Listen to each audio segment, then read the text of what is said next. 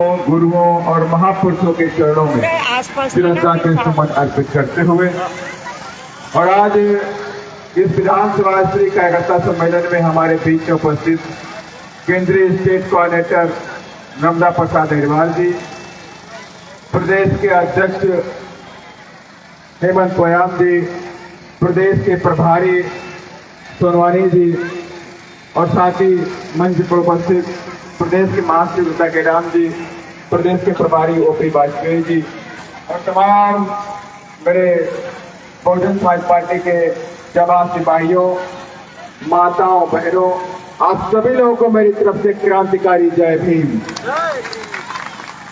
और मुझसे पहले कई वक्ता उन्होंने बात को रखा और मैं जब इधर कहीं 2:20 पे जब मैं पहुंचा तो मैंने टेम्परेचर देखा।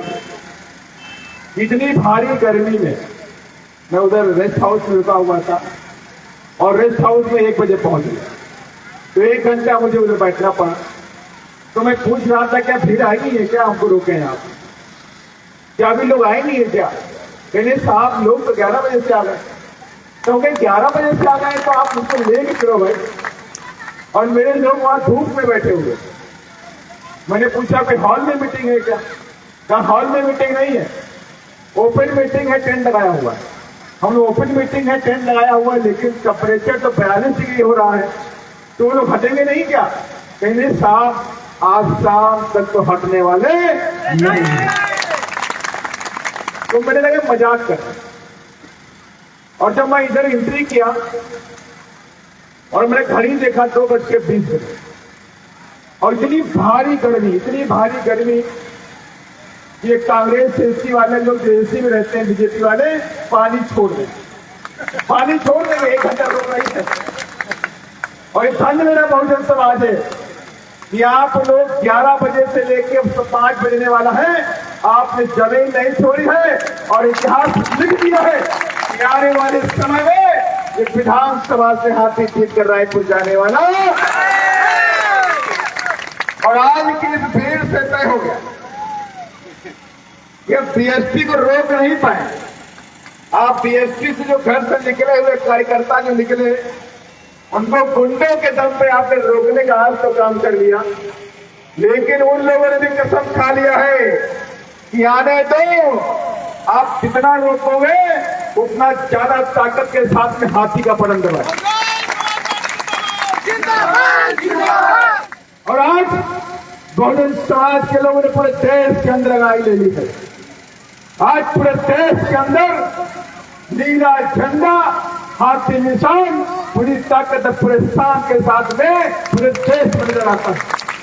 और यही नहीं कि छत्तीसगढ़ की बात करता हूं, अरे आप चाहे किसी स्टेट की बात कर लीजिए, और आज चाहे आप मध्य प्रदेश की बात कर लीजिए, आज चाहे राजस्थान की बात कर लीजिए, और चाहे आप तेलंगाना की बात कर लीजिए, चाहे आप आंध्र प्रदेश की बात कर लीजिए। अभी पिछले महीने 8 मई को मान्या बहन जी की हैदराबाद में रैली थी और उस हैदराबाद की रैली में रात के 9 बजे 3 लाख लोग इकट्ठा थे मान्या बहन जी को देखने के लिए। और दूसरे दिन वहां के तमाम मीडिया वाले लोग जो कभी बहुजन समाज पार्टी को तवज्जो नहीं देते, कभी नहीं देते, वो क्या कहते हैं कि बीएसपी तो कमजोर हो गई। कहते नहीं कहते हैं बीएसपी तो कमजोर हो गई। वो किसकी भाषा बोलते हैं? वो भाषा बोलते हैं कांग्रेसी और बीजेपी वालों की, क्योंकि मोटे मोटे गड्ढे पहुंचते हैं उनके पास।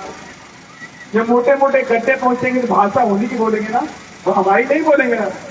तो वहां की मीडिया ने मजबूरन लिखना पड़ा कि 8 मई को पूरा हैदराबाद नीला समंदर बन चुका। और आज ये नीला समुद्र पूरे देश के अंदर बढ़ता हुआ दिखाई पड़ता है। और हमारी किसी पार्टी के साथ में कोई जाति लड़ाई नहीं है, जाति दुश्मनी नहीं है, लेकिन हमारी उनके बीच से जंग है वो विचारधारा की है।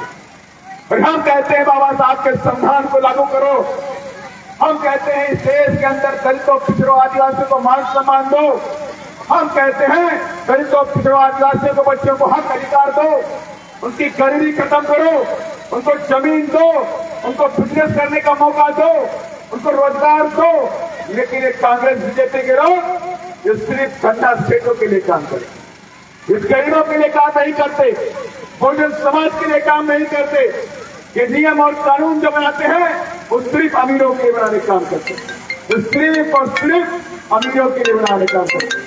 और यही लड़ाई हमारी और उनकी है, उनकी और हमारी लड़ाई जो है इसी बात की है। हम कहते हैं आदिवासियों के बच्चे, गरीबों के बच्चे, ओबीसी के बच्चे मजदूरी करें, माइंस में काम करें, ईटों के भट्टों पे काम करें, वो चाहते हैं। और बीजेपी और कांग्रेस के लोग, अगर ये बीजेपी और कांग्रेस के लोग नहीं चाहते हैं तो मैं पूछना चाहता हूं केंद्र की सरकार से, माननीय मोदी जी से पूछना चाहता हूं कि आप ये बताइए कि 9 साल हो गए और 9 साल में आप सत्ता में रहे केंद्र के अंदर, और 9 सालों में 10 लाख केंद्रीय वैकेंसी खाली पड़ी है एससी, एसटी, ओबीसी की, आपने उन्हें भरने का काम नहीं किया। और आपके मन में इस एससी, एसटी, ओबीसी के बच्चों को कुछ देने की बात थी तो 10 लाख नौकरी जो खाली पड़ी थी आपने उन्हें भर दिया, लेकिन नहीं, इन्होंने एक आदेश पारित किया है कि कोई भी केंद्रीय नौकरी एससी, एसटी, ओबीसी के बच्चों को नहीं मिलनी चाहिए। यह आदेश पारित कर दिया गया और एक भर्ती नहीं की गई है।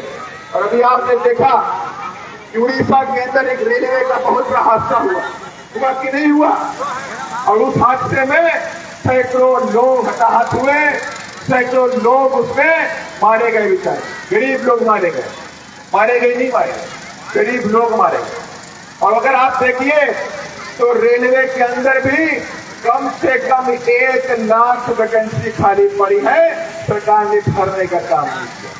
अरे एक आदमी किसे तुम 10 आदमियों को काम लेते हो, प्राइवेट लोगों को लगा के काम लेते हो तो अच्छा काम कैसे हो सकता है? अरे मैं आपसे पूछना चाहता हूं, अगर आप उनके बच्चों को पढ़ाना चाहते थे तो आपने इस देश में कितनी यूनिवर्सिटी खोल दी? आप बताइए, छत्तीसगढ़ में केंद्र की सरकार ने पिछले 9 सालों में कोई यूनिवर्सिटी या विश्वविद्यालय खोलने का काम किया? हमारी समझ से नहीं किया, बिल्कुल नहीं किया। और आज ये सिर्फ गन्ना सेठों के लिए काम करते, सिर्फ और सिर्फ गन्ना सेठों के लिए काम करते। इस देश के अंदर पेट्रोल महंगा, इस देश के अंदर डीजल महंगा, और डीजल और पेट्रोल ऐसे नहीं है, पूरे विश्व के अंदर नंबर 3 पर भारत का पेट्रोल और डीजल महंगा है।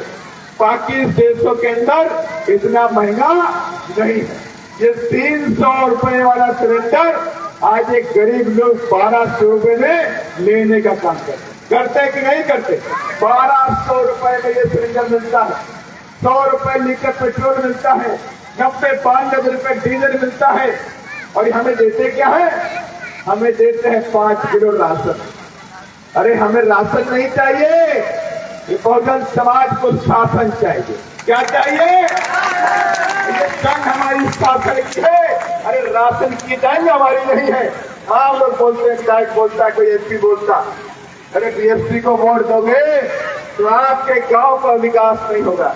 अरे विकास की बात मैं नहीं करता हूँ, अरे मैं तो इस देश के अंदर बराबरी की बात करने आया हूँ, मैं तो इस देश के अंदर मान सम्मान की बात करने आया हूँ, अरे मैं तो इस देश में बाबा साहब के संविधान की बात करने आया हूँ, और मैं तो इस देश के अंदर खजाने की बात करने आया।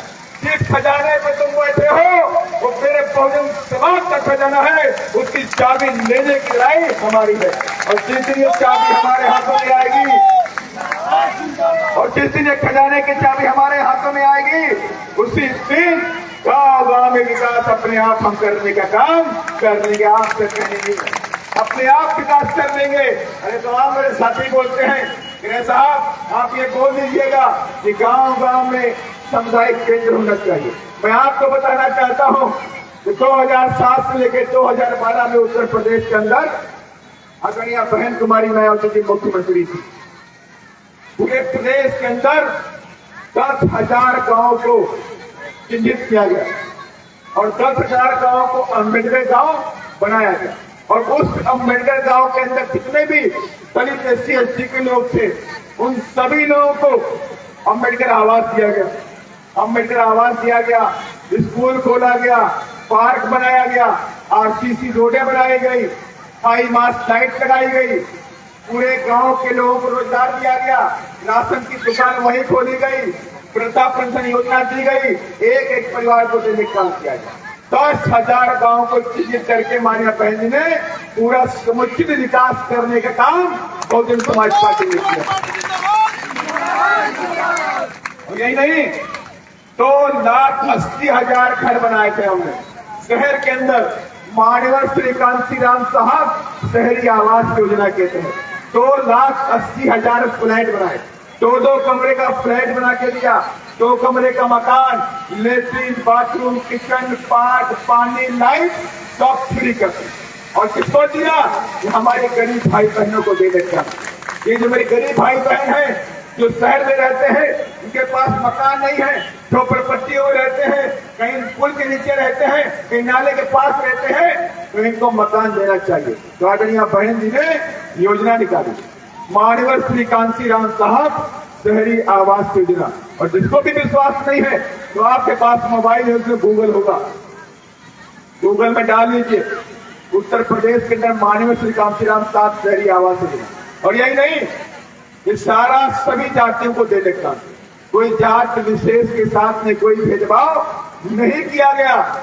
जो भी पात्र लोग हो, चाहे वो गरीब हो, चाहे अमीर हो, चाहे अपर कास्ट में हो, चाहे वो SC का हो, चाहे ST का हो, चाहे वो OBC का हो, अगर वो गरीब है तो वो पात्र है, उसको 2 कमरे का मकान फ्री देने का उत्तर प्रदेश के नागरिक अपने में करने का काम किया। और यही नहीं, सारी पढ़ाई उत्तर प्रदेश के अंदर गरीबों को फ्री कर दी गई। सारी पढ़ाई 500 में। उत्तर प्रदेश देश का इकलौता राज्य था जहां पर गरीबों के बच्चों की पढ़ाई पूरी तरह से फ्री। मगर आपका बच्चा अगर मान लीजिए MBBS करना चाहता है, इंजीनियर बनना चाहता है, डॉक्टर बनना चाहता है, साइंटिस्ट बनना चाहता है, चार्टर्ड अकाउंटेंट बनना चाहता है, बैंक की नौकरी करना चाहता है, इन सब के लिए भी सारी पढ़ाई उत्तर प्रदेश के अंदर बैंक ने फ्री कर दी। और कहा कि गरीबों से, कहा क्या, गरीबों से 1 रुपया भी फीस नहीं पड़ेगी, 0 फीस पर एडमिशन होना चाहिए। और जिस कॉलेज में अगर 1 रुपया भी लेने का काम किया तो उसका लाइसेंस और उसका कॉलेज तुरंत बंद कर देंगे। पूरी तरह से काम इस तरह से होता है। पूरे उत्तर प्रदेश के अंदर मान्य बहन देश के अंदर ये मानते हैं लॉ एंड ऑर्डर के मामले में उत्तर प्रदेश देश का नंबर 1 देश बना, नंबर 1 प्रदेश बना। 1,58,000 गुंडों मवालियों को आदरणीय बहन ने उठा के जेल में डालने का काम किया। 1,58,000 1,58,000। और यही नहीं, मेरी बहनों के लिए माननीय बहन ने उत्तर प्रदेश में हमारी बहनों की पढ़ाई के लिए लेके आई माता सावित्रीबाई फुले शिक्षा मदद योजना। उसने कहा कि जो मेरी बहन कक्षा 10 पास करेगी, कक्षा 10 पास करने पे एक साइकिल देंगे और 11,000 रुपया का चेक देंगे। अब जब मेरी बहन कक्षा 12 में आएगी तो उसे 15,000 रुपये का और एक चेक देने का काम करेंगे। ये काम कहाँ हुआ? उत्तर प्रदेश के अंदर हुआ। और यही नहीं, जहाँ जो SC ST OBC की बहनें हैं उनके घर में पैसा नहीं है, वो शादी के लायक हो गई है, उनको शादी करना है तो उनके पास पैसा कहाँ से आएगा? तो उसके लिए हमारे बहन जी ने स्कीम निकाली, महामाया आशीर्वाद योजना। क्या नाम था? महामाया आशीर्वाद योजना। उस योजना के तहत 1,51,000 रुपया उस बच्ची के खाते में ट्रांसफर हो गया जिसकी शादी हो रही थी। उसकी शादी हो रही थी, उसके अकाउंट में 1,51,000 रुपया आया। अरे तमाम तरह की योजना निकाली। और यही नहीं, मान्य बहन जी ने कहा कि जिस बहन के घर में बेटी पैदा होती है, कहा कि जिस बहन के घर में अगर बेटी पैदा होती है तो पूरा परिवार दुखी हो जाता है। और घर में बेटा पैदा हो गया तो लोग थाली जाते हैं, लोग ढोलक बजाते हैं, लोग पटाखे लगाते हैं। अगर बेटी पैदा होती है तो मायूसी छा जाती है। होता कि नहीं होती है? अभी भी घर में होता है, होता कि नहीं होता है? बेटा पैदा होगा तो नाना नानी चाचा ताऊ सबको फोन करें कि मेरे घर में बेटा पैदा हो गया, बेटा पैदा हो गया। मोबाइल से व्हाट्सएप करेंगे और जहां बेटी पैदा हो गई तो जानो सब कुछ चला। धीरे से बोलेंगे, पूछ लेगा कोई कि बेटी यहाँ पे में क्या हुआ, तो बोलेंगे लक्ष्मी आई। क्या बोलते हैं? धीरे से बोलते लक्ष्मी आई, ये कोई जान। तो बहन जी ने कहा ये दर्द है, हमारे लोगों का दर्द है। वो सोचते कि मेरे घर में बेटी पैदा हो गई, मेरे ऊपर जिम्मेदारी हो गई, अब इसको कैसे बड़ा करेंगे, इसको कैसे पढ़ाएंगे, कहाँ से पैसा लाएंगे शादी करने का, ये सारी चिंताएं रहती। रहते ही नहीं रहती हैं, ये सारी चिंताएं मेरी माताओं के अंदर रहती। तो बहन जी ने कहा कि आपकी बहन मुख्यमंत्री है और आपको चिंता करने की जरूरत नहीं। और जिस दिन बेटी पैदा होगी, जिस दिन बेटी पैदा होगी, उसी दिन बेटी के नाम पर मैं 10,000 रुपए का FD कर दूंगी। जब तुम्हारी बेटी 23 साल की 20 साल की होगी तो 2 लाख रुपया तुम्हें सरकार में मिल जाएगा। तो कितने निकाली आ गई आपने। और यही नहीं, उत्तर प्रदेश के अंदर मारिया बहन जी ने 4,70,000 हेक्टेयर जमीन, 4,70,000 हेक्टेयर जमीन गरीबों को, जो गांव के अंदर गरीब थे, SC ST OBC के लोग, उनको पट्टा देने का काम किया। 2 से 3 एकड़ पट्टे उत्तर प्रदेश में दिए गए। पाने की आजादी के बाद उत्तर प्रदेश में 4,70,000 हेक्टेयर जमीन उत्तर प्रदेश में पट्टा देने का काम किया गया। और नारा लगाया गया था कि जो जमीन सरकारी है वो जमीन। और ये नारा, जो काम हमने उत्तर प्रदेश में करके दिखा दिया, वो सारे काम 2023 से छत्तीसगढ़ में करेंगे। और हम ये नारा फिर देते हैं कि छत्तीसगढ़ में जो जमीन सरकारी है वो जमीन। नारा हमने लगाया है, इसको पूरा भी करेंगे, इसको पूरा करेंगे। और कहीं कहीं उत्तर प्रदेश के किसान जानते हैं कि जब आदरणीय बहन जी उत्तर प्रदेश में किसानों के लिए काम कर रही थी, उस वक्त गन्ने का रेट 110 रुपए क्विंटल था। कितना था? 110 रुपए क्विंटल था। और सारे किसान आंदोलन कर रहे थे, हजारों की संख्या में किसान आंदोलन कर रहे थे। उन लोगों ने बहन जी से मिलने की बात करी तो बहन जी ने पूछा, मैं आज मिलूंगी नहीं, इन लोगों की मांगे क्या है? तो कुछ लोग गए, अधिकारियों ने बताया कि इन लोगों की मांगे बड़ा मांगे हैं। तो बोली, किसानों से कह दो कि अपने अपने घरों में वापस चले जाएं और कल अखबार पढ़ लेंगे। क्या बोला? कि कल अखबार पढ़ लेंगे, अपने अपने घरों में जाए। और सारे जान किसान, टिकैत महासभा के लोग, सारे लोग अपने अपने घरों में पहुंच गए। और जब सुबह अखबार आया, वो ट्रेनों में बैठे हुए थे, तो उन्होंने मांग की थी 110 रुपए गन्ना का रेट है, उसे 50 रुपया बढ़ा दीजिए। क्या बहन जी ने किया? 110 रुपए के रेट को 220 रुपए किलो कुंटल करने का काम किया। तो किसान क्यों गए? मैंने तो बहन जी से 50 रुपए बोला था और बहन जी तो दुगुना कर दिया, थप्पड़ फाड़ के देने का काम कर दिया। और मैं आपको फिर कहता हूँ, अभी छत्तीसगढ़ के अंदर सरकार धान खरीदने का काम कर रही है। और कितने रुपए में? 2,000 रुपए में। और कितना लेंगे? 10 कुंटल लेंगे। साहब कितना लेते हैं? 15 कुंटल लेते हैं। लेकिन मैं उनसे कहना चाहता है, अरे आप बेवकूफ किससे बना रहे हो? आप किसे बेवकूफ बना रहे हो? किसान के पास 30 कुंटल धान है, 15 कुंटल तो बेचेगा 2,000 में और 15 कुंटल बेचेगा बाकी 800 रुपए में। होता है कि नहीं होता है? मिल वाले कितने में लेते हैं? 800 रुपए में, 900 रुपए में। अरे ये किसे बेवकूफ बना रहे हो? BSP की सरकार आएगी, सारा का सारा धान 4,000 रुपए कुंटल खरीदने का काम बोलता हूँ, दोबारा फिर बोलता हूँ, सुनने में कोई गलती न रह जाए तो मैं फिर बोलता हूँ कि BSP की सरकार 2023 में आएगी, सारा का सारा धान किसानों से खरीदेंगे, 4,000 रुपया कुंटल खरीदेंगे, 4,000 रुपये कुंटल खरीदेंगे। अरे मैंने पहले कहा ये बहुजन समाज पार्टी है, ये कमेरों के किसानों की पार्टी है, गरीबों की पार्टी है, मजदूरों की पार्टी है। जब भी सत्ता में आएगी तो हम इनके लिए काम करने का काम है। और इसलिए आज भी बहुजन समाज पार्टी पूरे देश के अंदर महासंग्राम रखती है। चाहे वो भारतीय जनता पार्टी के लोग हों, चाहे वो कांग्रेस के लोग हों, ये सारे लोगों को BSP अच्छी नहीं लगती। क्या बोलते हैं? कहीं ये कांग्रेस के लोग बोलते हैं कि BSP BJP की बी टीम है, बोलते कि नहीं बोलते हैं? और कहीं BJP वाले बोलते थे पहले कांग्रेस BSP कांग्रेस की टीम है। अब आप समझ लीजिए, ये दोनों पार्टी हमारे समाज के लोग गुमराह करने का काम करती है। लेकिन मैं आपको बताना चाहता हूं ये बहुजन समाज पार्टी के लिए दोनों पार्टी क्या है, एक नागनाथ है, दूसरी साफनाथ। इसलिए हमारी पार्टी कोई नहीं है, हमारा सिद्धांत है कि मैं इस देश के अंदर परम पूज्य बाबा साहब के संविधान को लागू करूंगा तो लागू करके रहूंगा सबको। और ये देश में बैठी सरकारें ये चाहती हैं कि ये गरीबों की आवाज इस संविधान है, पिछड़ों की आवाज इस संविधान है, दलितों की आवाज इस संविधान है, आदिवासियों की आवाज इस संविधान है। तो आज केंद्र में बैठी सरकार हमारे संविधान पे हमला करने में लगी हुई, हमारे संविधान को बदलना चाहती है। तो मैं आप सबसे कहना चाहता हूं कि 2023 और 2024 हमारे लिए अहम होने वाला है। अरे हमें इतनी ताकत के साथ में हाथी का बटन दबाना है कि ये अरमान लेके आए हैं, अरमान लेके ऊपर चले। और बाबा साहब का संविधान हमारा जिंदा है और जिंदा रहेगा। और जो भी हमारे साथी में आएगा तो हम कुर्बानी देने के लिए तैयार है। बहुजन समाज के लोग अपने संविधान को बचाने के लिए हर तरह की कुर्बानी देने को तैयार है। तो मैं उनसे कहना चाहता हूँ कि गलत फहमी में मत रहना। मानव सिंह कांशीराम साहब ने ऐलान कर दिया था,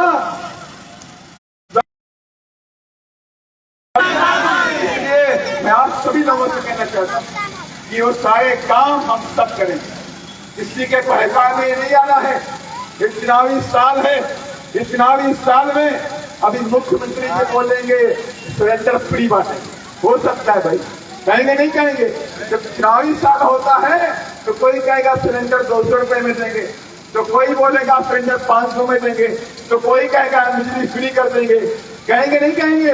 लेकिन कोई ये नहीं कहता है कि शिक्षा फ्री कर देंगे। पता नहीं क्यों नहीं बोलते ये लोग। अरे तुम्हें बोलना है, तुम्हारे अंदर हिम्मत है तो बोलो ना कि हम गरीबों को शिक्षा पूरे देश में फ्री कर देंगे। ये नहीं फ्री कर सकते। वो जानते हैं अगर इनके बच्चे पढ़ लिख करके ऊपर बढ़ गए तो हमसे सवाल जवाब करना शुरू कर देंगे, एक एक पैसे का हिसाब लेना शुरू कर देंगे।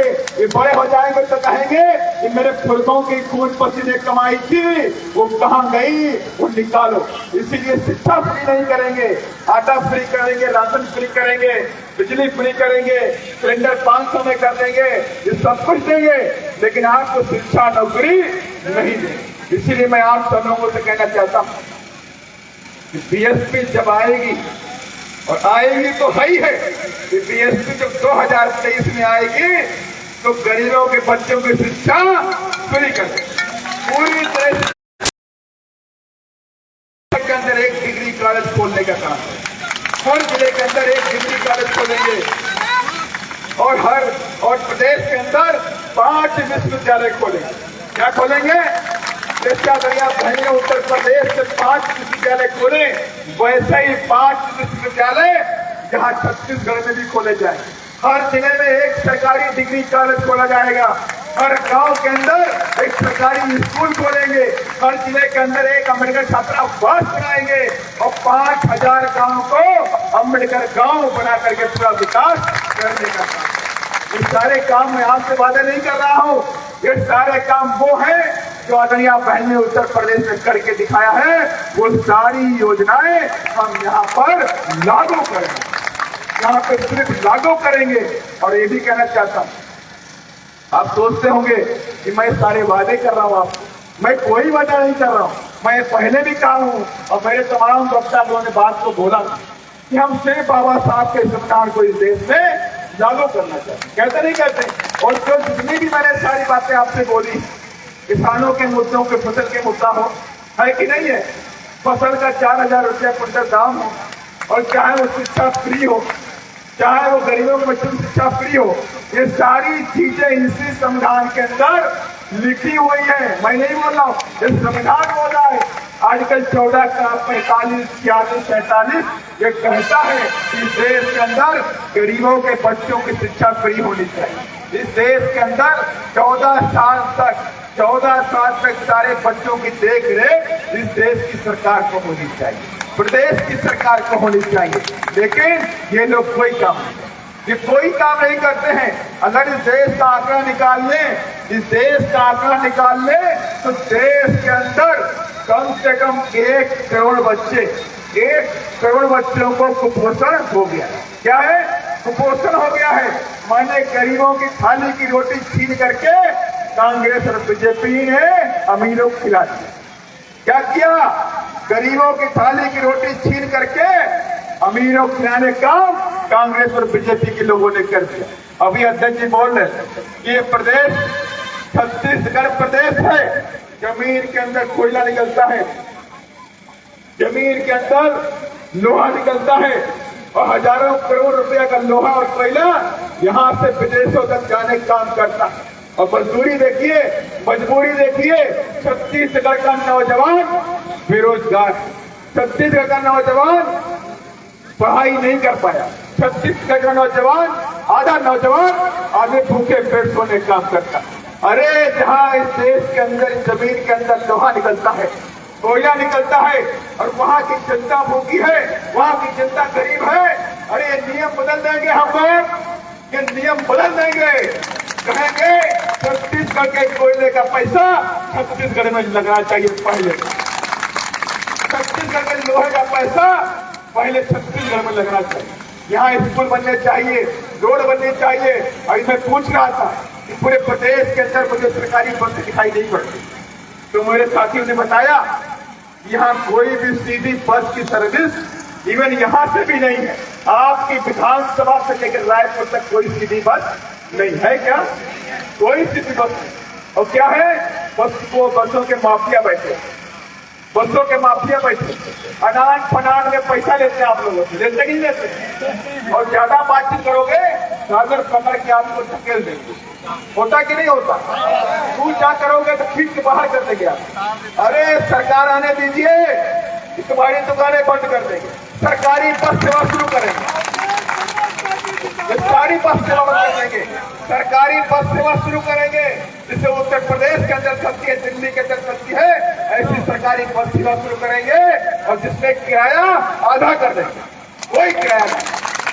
और यहाँ नहीं, जो बच्चे हमारे पढ़ाई के लिए स्कूल जाएंगे उन्हें एक पैसा देना नहीं पड़ेगा। बच्चे एग्जाम देने जाएंगे तो 1 रुपया उनको देना नहीं पड़ेगा। मेरी माताएं बहनें अगर रक्षाबंधन में, शादी में कहीं जाएंगी, 1 रुपया देना उनको नहीं पड़ेगा। ये तमाम तरह के योजना हम शुरू करेंगे, लेकिन इसके लिए आपको लगना पड़ेगा, आपको लगना पड़ेगा और आपको घर घर जाना पड़ेगा, बाबा साहब की अलग बीएसपी के हाथी को बताना पड़ेगा, तब जाकर के बात बनने वाली है, वरना ये बात नहीं बनने वाली है। मैं आप सभी लोगों से इन्हीं सब बातों के साथ साथियों मैं कुछ और बातें करना चाहता हूँ कि मेरे तमाम साथी लोगों ने कही शराब का घोटाला यहाँ हुआ कि नहीं हुआ? प्रदेश अध्यक्ष जी बोल रहे थे कि एक मंत्री है आदिवासी, वो पढ़ा लिखा भी नहीं है, पढ़ा लिखा भी नहीं है ना, पढ़ा लिखा नहीं है, अनपढ़ है, पता नहीं कौन कौन से पन्ने पर काम लगा लिया है। सही कह रहा हूं मैं? उनको बुलाया गया, नोट वाला विभाग है ये, बुला के कहा हिया लगा तो हिया लगा तो हिया लगा। सारे मंत्री सीधे हैं, खूब लगाए अंगूठा, अब वक्त आएगा तो खूब जेलों काटेंगे, काटेंगे नहीं काटेंगे? जेल काटेंगे कौन? बेचारे मंत्री। अरे आप देखिए, विडंबना देखिए, गरीबों के मोहल्लों में खो खो पर तो भर्ती हटा लो, सब भर्ती बिल्कुल बंद कर। माने देखिए, गरीबों के मोहल्लों में चाय की दुकान पे शराब मिल जाती है, मिलती कि नहीं मिलती है? गरीबों के मोहल्लों में परचून की दुकान में शराब मिलती है। और किस लिए मिलती है? ये गरीब के बच्चे पिए और बर्बाद हो जाए, मजदूरी करें बस, पढ़ाई ना करें, इसलिए गरीबों के मोहल्ले में शराब बांटी जाती है। अरे तुम्हारे इधर हिम्मत है तो अमीरों के मोहल्ले में बच्चे खोलो, क्यों नहीं खोलते? बात क्यों नहीं खोलते हो आप लोग? इसलिए नहीं खोलते हो कि अमीरों के बच्चे विदेश में पढ़ते, उनके बच्चे पढ़ने चाहिए। आपके बच्चे पढ़े विदेश में, अब हमारे बच्चे शराब पिए, तो ये नहीं चलने वाला है। और बहुजन समाज के लोगों ने कसम खा लिया कि वोट तुम्हारा राज हमारा चलेगा, और वोट हमारा राज तुम्हारा नहीं चलेगा, नहीं चलेगा, नहीं चलेगा। और इसलिए आज आप सभी लोग यहाँ बैठे हुए हैं, मैं आप सभी लोगों से तमाम बातें हमने आज कही हुई है, और तमाम लोगों ने मुझे इधर कुछ कहा भी था कि आंगनबाड़ी में प्राथमिक स्वास्थ्य केंद्र होना चाहिए, आंगनबाड़ी में सचिवालय होना चाहिए गांव गांव में। अरे सारे काम हम हो जाए, जिस दिन आप नीला झंडा रायपुर की विधानसभा में लगा दोगे, ये सारे काम अपने आप, ये सारे अधिकारी कलेक्टर डीएम एसपी तुम्हारे पीछे पीछे को। कहाँ कहाँ काम होना है बताइए मुझे, क्या करना है बताइए मुझे। ये सब मैं बताना चाहता हूँ। ये सब उत्तर प्रदेश में हम देख करके आए, जो उत्तर प्रदेश में देख के आया हूँ। अरे अभी जो उत्तर प्रदेश में पहले की सरकार नहीं थी, जो कभी कोई दलित थाने पहुंच जाए तो गरिया के भगाते थे, गरिया के डंडा मार के भगाते थे। और जब सरकार आ गई तो कहा गौतम जी आइए कुर्सी बैठी, क्या बोलते थे, अरे गौतम जी कैसे आना हुआ कुर्सी बैठी, अरे पानी लेके आ गौतम जी के लिए, क्या बात। तो इसलिए मान सम्मान की लड़ाई हमारी है। काय की लड़ाई है? मान सम्मान की हमारी जंग है। ये मान सम्मान हम ले करके रहेंगे। हमारी लड़ाई रोड की नहीं है, हमारी लड़ाई बिजली की नहीं है। अरे ये सब तो हम अपने आप कर लेंगे, हम आपसे मांगने नहीं जाएंगे, ये सब कुछ अपने आप कर लेंगे। मुझे तो सत्ता की चाबी चाहिए। जिस चाबी से खजाने के ताले खुलते हैं उसकी चाबी की जंग हमारी है, और वो चाबी की जंग 2023 में लेने का काम हम सब लोग करेंगे। और साथ ही मैं आप सबसे कहना चाहता हूं, ग्राम पंचायत चंदरू में एक फैक्ट्री बन रही है, बन रही कि नहीं बन रही? ग्राम पंचायत चंदरू में वहां पर धुआं रहित फैक्ट्री बंद कराने के संबंध में लोगों ने मुझे ज्ञापन दिया।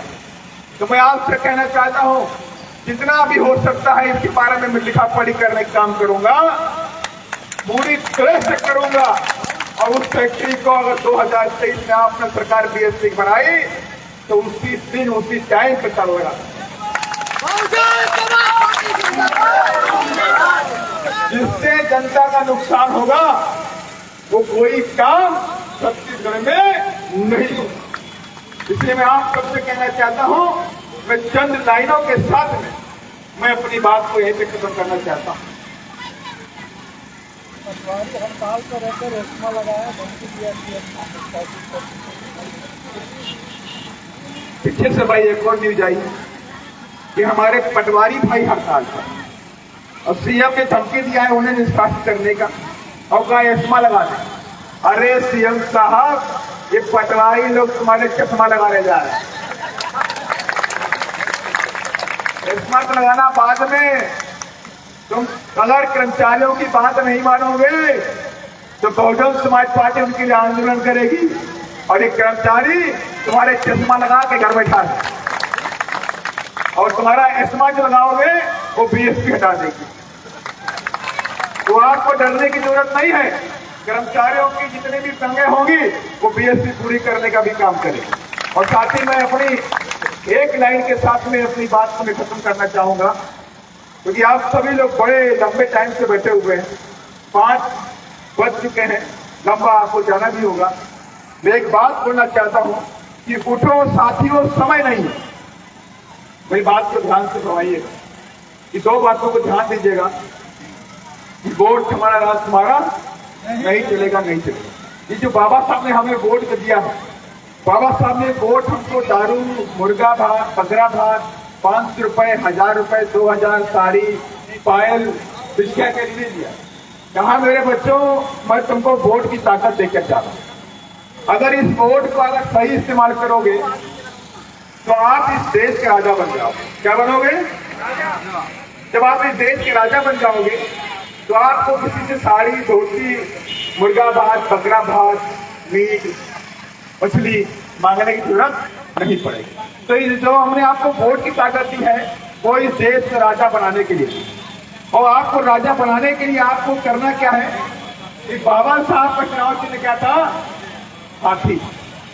जब बाबा साहब का चुनाव चिन्ह हाथी है, आज बीएसपी का भी चुनाव चिन्ह हाथी, और बाबा साहब के चुनाव चिन्ह को और बीएसपी बाबा साहब के सपनों को इस देश में पूरा करना चाहते हैं। और बाबा साहब का सपना क्या था कि बाबा साहब कहते थे कि मेरे जो बच्चे हैं इस देश के अंदर, जो गरीब है, दलित है, आदिवासी है, वो इस देश के अंदर राजा बन के कुर्सियों पर राजशाही करे, शासन करे। ये बाबा साहब का सपना था, उस सपने को हम पूरा करना चाहते। और उस सपने को पूरा करने के लिए ही बाबा मानव कांशीराम साहब ने नारा दिया कि वोट हमारा, राज तुम्हारा नहीं चलेगा।